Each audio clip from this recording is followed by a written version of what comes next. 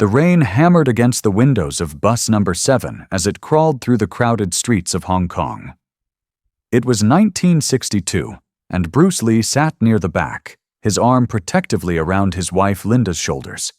They were both soaked from waiting at the bus stop, their clothes clinging uncomfortably to their skin. Bruce was not yet famous. He was not yet the legend the world would come to know. He was just a young martial arts instructor struggling to make ends meet, having recently returned from America with his new bride. The small school he ran barely covered their rent, and luxuries like taxis or even their own scooter were distant dreams. "At least we got seats," Linda said softly, trying to stay positive despite the water dripping from her hair. Bruce smiled at her optimism. It was one of the things he loved about her, her ability to find brightness even in gray circumstances. "For now," he replied, glancing around the packed bus. The bus lurched forward, and more passengers squeezed aboard at the next stop. Among them was a man who immediately caught Bruce's attention, not because of anything remarkable about his appearance, but because of the wave of alcohol fumes that preceded him into the crowded space. The man was middle-aged, disheveled, with bloodshot eyes and an unsteady gait. His clothes were wrinkled and stained, and he gripped a half-empty bottle wrapped in brown paper. As he stumbled down the aisle, other passengers instinctively pulled away, creating a bubble of space around him. Bruce watched as the man's eyes locked onto something, the seat where Linda was sitting. "That's my seat," the drunk man slurred, pointing at Linda with his bottle. "That's my seat. I sit there every day." Linda looked up, confused and startled. "I'm sorry, I didn't know." "You didn't know?" The man's voice rose sharply. "Everyone knows. That's my seat. I've been sitting there for 3 years, every day. That is my seat!" The other passengers turned away, suddenly fascinated by the rain-streaked windows. This was Hong Kong in the 1960s. You minded your own business, especially when it involved a drunk looking for trouble. Bruce felt Linda tense beside him. He gently squeezed her shoulder. "Sir," he said calmly, "there are no assigned seats on the bus. My wife didn't know about your preference. But look, there's an empty seat right there." He pointed to a spot 2 rows up. "I don't want that seat," the man shouted, spittle flying. "I want my seat, the one she's sitting in." The bus driver glanced in his rearview mirror, but kept driving. He'd seen this before. The drunk who rode bus number 7 and claimed the same seat every evening. Usually people just gave it to him to avoid trouble. "Linda," Bruce said quietly, "maybe we should—" But before he could finish, the drunk lurched forward and grabbed Linda's arm, trying to yank her from the seat. "Get up! Get up!" Linda gasped, more from shock than pain. And that's when it happened. The drunk's other hand, the one not holding the bottle, swung up and slapped Linda across the face. The sound echoed through the bus like a thunderclap. Time seemed to stop. Linda's hand flew to her cheek, her eyes wide with disbelief. The other passengers collectively held their breath. The drunk stumbled backward, looking almost surprised at his own action, but his face quickly twisted into defiant aggression. "That's what happens when you take what's not yours," he shouted. Bruce Lee stood up. It was a simple movement, just rising from a seated position, but something about it made everyone in that bus take notice. There was a quality to his stillness, a coiled energy that even the drunk, in his stupor, seemed to recognize on some primal level. "Sir," Bruce said, his voice deadly quiet, "you just made a very serious mistake." The drunk tried to puff up his chest. "Oh yeah? You gonna do something about it? You think you're tough, pretty boy?" Bruce looked at Linda. Her cheek was red, where she'd been struck. Tears were forming in her eyes, not from pain, but from humiliation, from shock, from the injustice of it all. They were just trying to get home. They were just trying to survive in a city that was often cruel to those without money or status. Every instinct in Bruce's body screamed at him to strike, to unleash the years of training, the lightning-fast punches, the devastating kicks. He could break this man in half. Every passenger on this bus knew it. The drunk himself, despite the alcohol clouding his judgment, knew it. But Bruce Lee did something unexpected. He sat back down. The drunk blinked, confused. "What? You scared?" Bruce ignored him. Instead, he turned to Linda and gently took her hands in his. "Are you all right?" he asked softly. Yes, but Bruce, look at me," he said, his eyes meeting hers. "Are you hurt?" "No, just shocked, humiliated, angry." He nodded. "I understand. I feel all those things too." He spoke loud enough that the drunk and the other passengers could hear. When someone strikes someone we love, our first instinct is to strike back, to respond to violence with violence, to hurt them as they've hurt us. The drunk was still standing there, swaying slightly. "Are you giving her a speech? Are you seriously?" Bruce finally looked at him. "I could hurt you," he said simply. "Very easily. You know this. Everyone on this bus knows this. Even in your current state, some part of you knows this." The man's bravado faltered slightly. "But here's what you don't understand," Bruce continued. "You think that seat belongs to you. That because you've sat there before, you have some right to it. You think that your pain, whatever it is that drives you to that bottle every day, gives you permission to cause pain to others. You don't know anything about me," the drunk muttered. "You're right. I don't.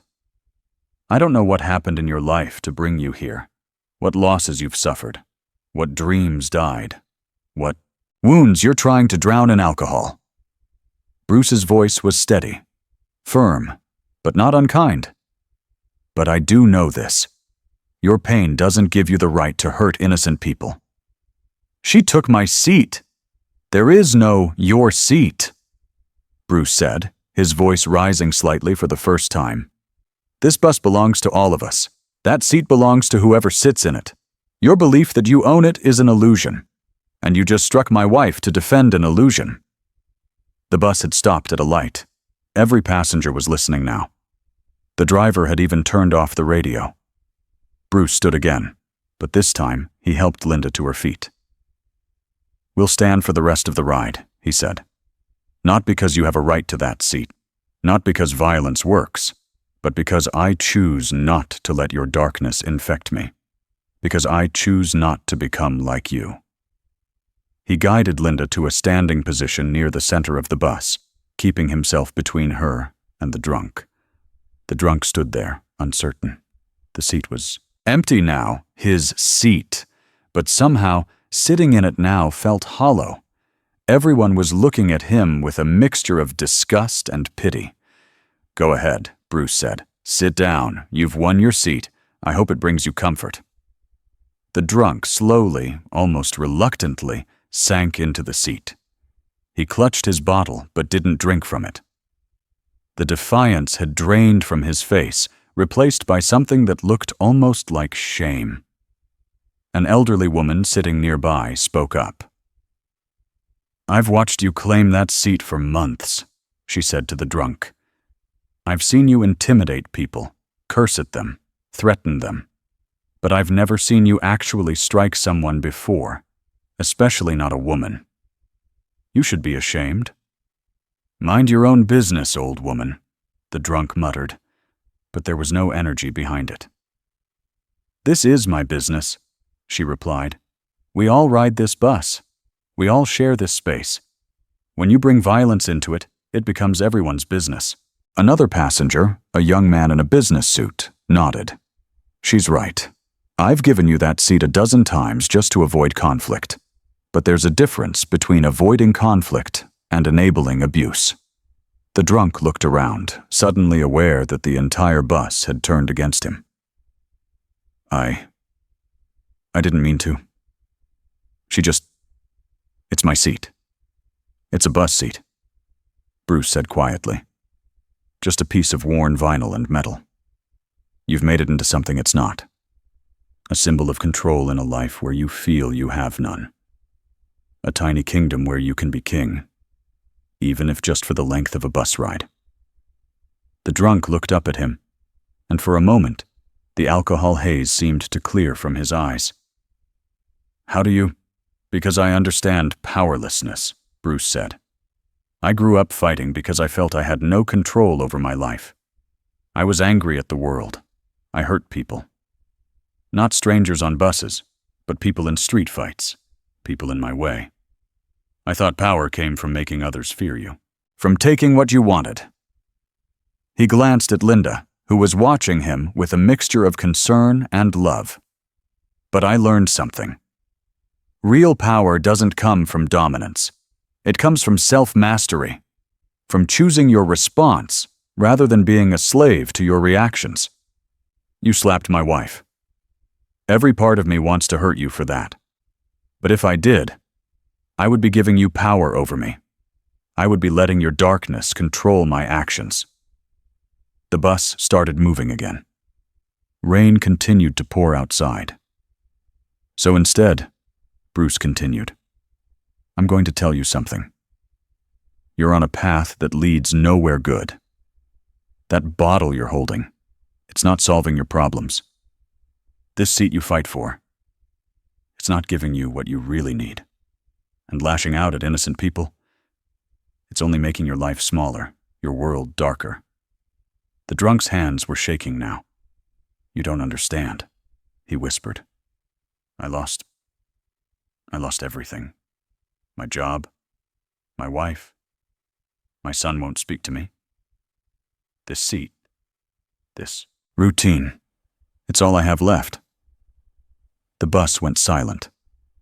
Bruce took a slow breath. "No," he said gently. "It's not all you have left. You still have your life. You still have the possibility of change. You still have today, and tomorrow, and every day after that, to make different choices." "It's too late for me," the drunk said, and now tears were mixing with the rainwater on his face. "It's only too late when you're dead," Bruce replied. "Every moment is a chance to change direction. Every breath is an opportunity to become someone different than who you were the moment before." An old man sitting near the front called out, "There's a community center on Wan Chai Road. They help people with drinking problems.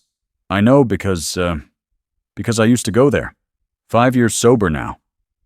The drunk looked at him, surprised. "It's hard," the old man continued. "Hardest thing I ever did. But I was where you are. Angry. Alone. Drinking to forget. And someone told me it didn't have to be this way, so I'm telling you the same thing." The drunk buried his face in his hands. Bruce turned to Linda. "How's your cheek?" he asked softly. She touched it gently. "It'll be fine. Just a little red." "Bruce, what you just did was the hardest thing I've ever done," he admitted quietly, so only she could hear. "Every technique I know, every strike, every defense, they were all screaming at me to use them. But you know what stopped me?" "What?" "Remembering what my master told me once. The greatest victory is the battle not fought. Not because you're afraid to fight, but because you've transcended the need for violence, because you've found a higher path." Linda squeezed his hand. "I'm proud of you." "Don't be," he said with a slight smile. "I'm still shaking with adrenaline. I still want to hit him. The anger hasn't gone away. I've just chosen not to let it control me." The bus pulled up to their stop. As Bruce and Linda moved toward the exit, the drunk suddenly stood up. "Wait," he called out. They turned. The drunk walked unsteadily toward them, stopping a respectful distance away. "I'm sorry," he said, his voice breaking. "I'm so sorry. I don't even know why I did that. I'm sorry." Bruce looked at him for a long moment. Apology accepted. But don't apologize to me. Apologize to her. The drunk turned to Linda. Ma'am, I'm truly sorry. I had no right, no excuse. I'm sorry. Linda nodded slowly. I forgive you. But please, get help. Don't let alcohol steal any more of your life. The bus doors opened. Bruce and Linda stepped out into the rain. As the bus pulled away, they could see the drunk still standing there, staring at the bottle in his hand. Then, just before the bus turned the corner and disappeared from view, they saw him walk to the front and hand the bottle to the driver before sitting down in a different seat. Not his seat, just any available seat.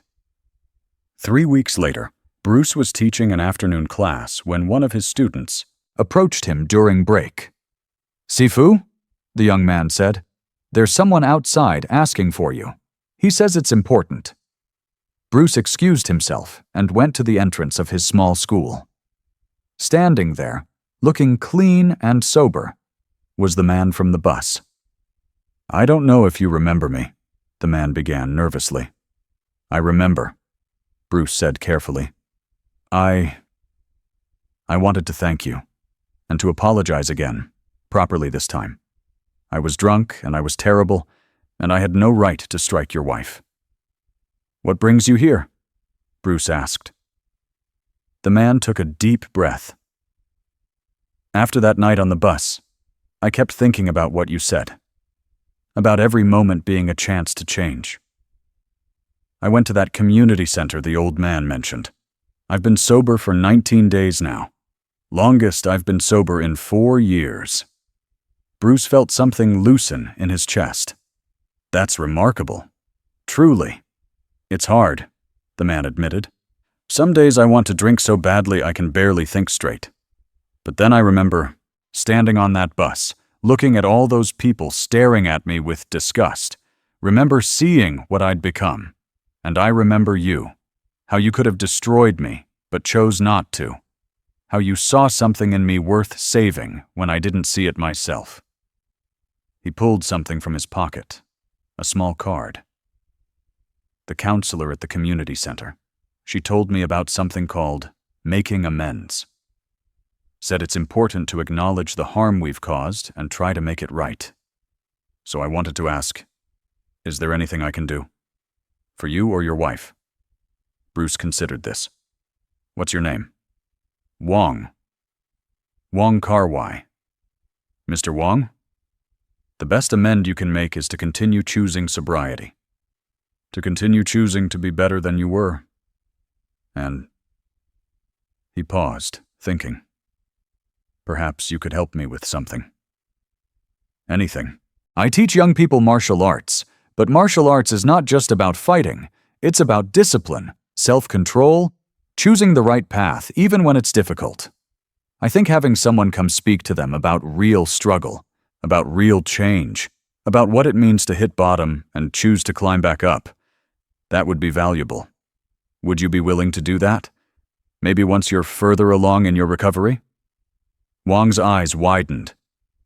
You'd want me to speak to your students? After what I did? Especially because of what you did, and because of what you're doing now. You're living proof that people can change, that violence and anger don't have to define us, that we can choose a different path.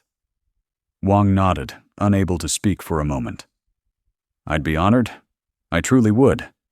Get 6 months sober, Bruce said. Then come back. We'll talk about it then. After Wong left, Bruce returned to his class. Linda was there, helping demonstrate a technique to some of the female students. When she saw his face, she could tell something had happened. Who was that? She asked during the next break.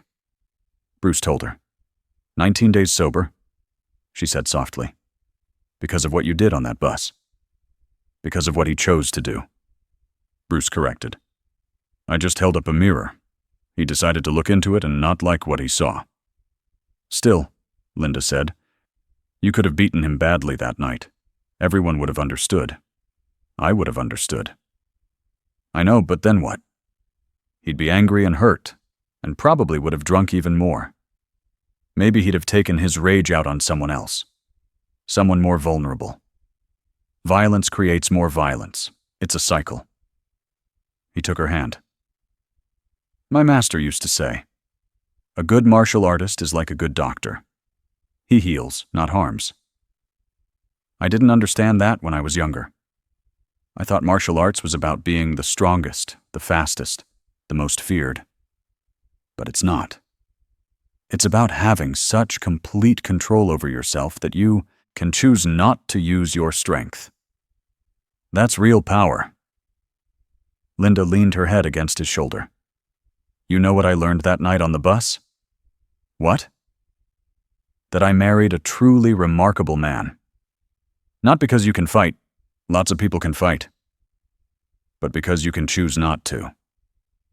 Because you can see humanity even in someone who's lost their own. 6 months later, the small martial arts school was packed. Bruce had invited the community to a special event, a talk on discipline, change, and the true meaning of martial arts. Wong Kar-wai stood at the front of the room, nervous but steady. He was wearing clean clothes. His eyes were clear. His hands didn't shake. My name is Wong, he began, and I'm an alcoholic. I'm also 6 months and 4 days sober. He told his story. The job he'd lost due to drinking. The family that had given up on him. The years of pain he'd tried to drown in alcohol. The morning he woke up in a gutter, not knowing how he'd gotten there. The slow descent into becoming someone he didn't recognize. And then, he said, his voice catching slightly. One rainy evening, I hit rock bottom. I assaulted an innocent woman on a bus because she was sitting in a seat I'd decided was mine. I struck her across the face. The room was absolutely silent. Students who had been fidgeting were now completely still. Her husband, your teacher, could have destroyed me. Should have destroyed me. I deserved it. But instead, he did something that changed my life. He chose not to respond to my violence with violence.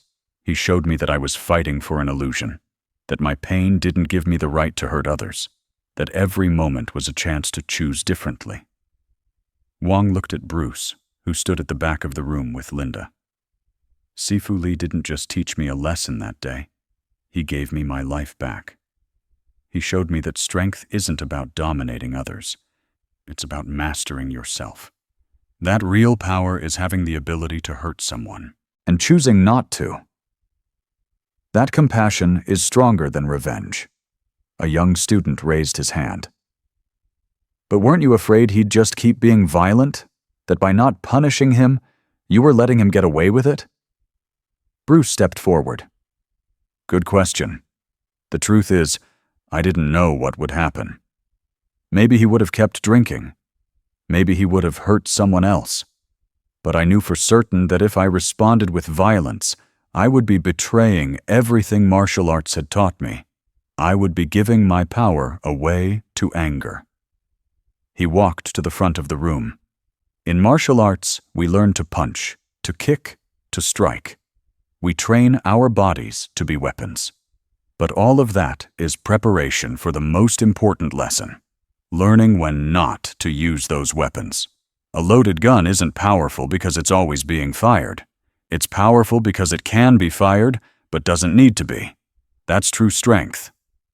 An elderly man in the back spoke up. I was on that bus that night. I saw the whole thing. I'll be honest. I thought you were a coward at first. I thought you were afraid to fight. But watching the days after, seeing how that man changed, I realized I was wrong. What you did took more courage than any fight would have. Bruce nodded. Thank you. And you're right. It did take courage, because every instinct in my body was screaming at me to strike back. My ego was telling me that people would think I was weak.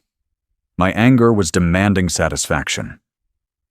But I had to ask myself, who do I want to be? The kind of man who responds to every provocation with violence? or the kind of man who rises above it? Wang spoke again. Since that night, I've been attending the community center's recovery program. I've reconnected with my son. I've found work again. Nothing fancy, but honest work. And every day, when I feel the urge to drink, I think about that moment on the bus, about the choice Sifu Lee made. And I ask myself, can I make a different choice today too? He looked around. The room. That's what martial arts is really about, isn't it? Not the fighting. The choosing. Bruce smiled. Exactly. Martial arts gives you options. It gives you the ability to defend yourself, to stand up to aggression, to protect those you love. But it also gives you the discipline to choose your response rather than being controlled by your reactions. Water can flow, or it can crash. Be like water. After the talk, many students came forward to ask questions. Some wanted to know more about Wang's recovery. Others wanted to understand Bruce's philosophy better. One young student, no more than 12, approached Bruce shyly. Sifu, what if someone hits you and you don't fight back, and then they think you're weak and keep hitting you? Bruce knelt down to the boy's level. That's a very intelligent question. And the answer is, there's a difference between choosing not to fight and being unable to fight. If you're unable to defend yourself, then yes, not fighting might invite more violence. But if you're capable of defending yourself, if you have the skill and strength to stop an attacker, then choosing not to fight from a position of power is different. It's a statement that you don't need to prove anything. But how do you know when to fight and when not to? The boy asked. That's the question that takes a lifetime to answer, Bruce said honestly. But here's a guideline. Fight to protect yourself or others from genuine harm. Don't fight to protect your ego or to prove you're tough or because someone disrespected you. Your ego isn't worth defending with violence. Your life is. Other people's lives are. But pride heals on its own. The boy nodded thoughtfully and walked away. Linda approached Bruce as the crowd thinned. You know what's remarkable? She said. What? That night on the bus was one of the worst moments of my life when it happened. Being struck like that in front of all those people. I felt humiliated, powerless, afraid. But looking back now, I see it differently. It was the moment I truly understood what kind of man I'd married. It was the moment that changed Wang's life. It was the moment that became this teaching. She touched her cheek where the slap had landed months ago. Sometimes our worst moments become our most important ones. Not because of what happens to us, but because of how we respond. Bruce took her hand. I'm sorry you had to go through that. Don't be, she said firmly. If it hadn't happened, Wang might still be drinking himself to death. Those students in there wouldn't have heard this lesson, and you wouldn't have proven, to yourself most of all, that you've truly mastered what you teach. 5 years later. Bruce Lee was in Los Angeles now, his career taking off in ways he'd never imagined. He was choreographing fights for Hollywood, developing his own martial arts philosophy, becoming known around the world, but he never forgot the lesson of bus number 7. One day he received a letter from Hong Kong. It was from Wong Kar-wai. Dear Sifu Lee, I hope this letter finds you well. I've been following your career in the newspapers. It makes me proud to tell people that Bruce Lee once showed me mercy when I deserved none. I'm writing to let you know that I'm now 5 years sober. I've been working as a counselor at the community center, helping other people who struggle with addiction. My son and I have reconciled. He's getting married next month, and he asked me to walk him down the aisle. Can you imagine?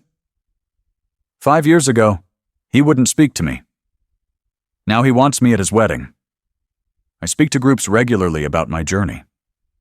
And I always tell them about the rainy night when a young martial artist taught me the most important lesson of my life.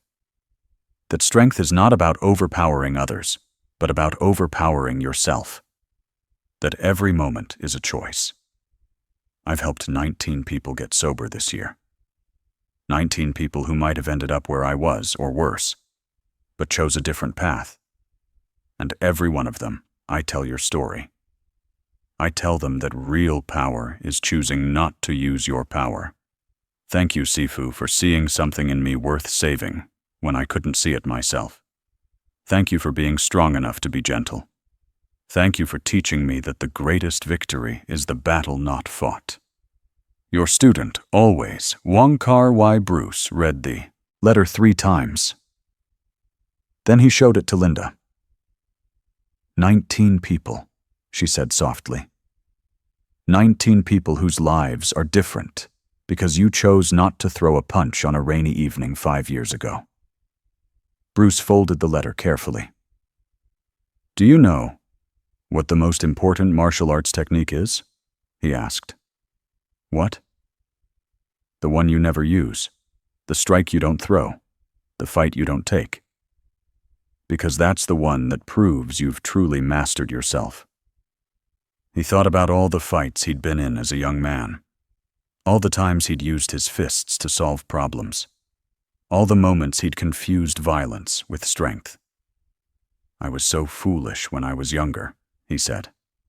I thought being a great martial artist meant being the best fighter, but fighting is the easy part. Any angry person can throw a punch. The hard part is having the ability to fight and choosing not to. That's what separates a martial artist from a brawler. Linda smiled. And that's what you're teaching now. Not just in Hollywood fight scenes, but in how you live your life. Bruce nodded. Water, he said simply. Be like water. Sometimes it flows gently around obstacles. Sometimes it crashes with overwhelming force. The wisdom is knowing which to choose. He walked to his desk and pulled out a piece of paper. He began writing a letter back to Wong. Dear Wong, congratulations on 5 years of sobriety and on becoming a counselor. You honor me by sharing our story. But remember, you did the hard work. You made the choice to change. I just held up a mirror. 19 people. That's 19 families that won't be broken by addiction. 19 children who won't grow up with an alcoholic parent. 19 ripples spreading out into the world, touching lives we'll never know about. That's the real victory. You asked me once if there was anything you could do to make amends. You've done far more than I ever could have asked. You've taken your pain and transformed it into purpose. You've turned your darkest moment into a source of light for others. That's the true art of living. Not avoiding pain or failure, but transforming them into something meaningful. I'm proud to call you my student. Not because of your martial arts skills, but because of your courage to change. Keep fighting the good fight, the one against your own demons, the one to help others find their way out of darkness. Your teacher always, Bruce Lee. He sealed the letter and set it aside to mail. Outside his window, Los Angeles stretched out in the golden afternoon light. Somewhere in that city, someone was facing their own moment of choice. Would they respond with violence or wisdom? With anger or understanding? With revenge or compassion? Bruce couldn't know, couldn't control the choices others made, but he could control his own choices, and he could teach, through his words and actions, that there was another way, a higher path, a way of water. The lesson of bus number 7 would stay with him forever. Not as a story of restraint, but as a story of transformation, of how one moment, one choice could ripple out and change not just one life, but dozens, hundreds, maybe even thousands as the story spread. That was the true power of martial arts. Not the ability to destroy, but the wisdom to know when to create instead. And as the sun set over Los Angeles, Bruce Lee smiled, thinking about a drunk man on a Hong Kong bus who had learned to choose a different path, and about the infinite possibilities that opened up when you responded to darkness, not with more darkness, but with light.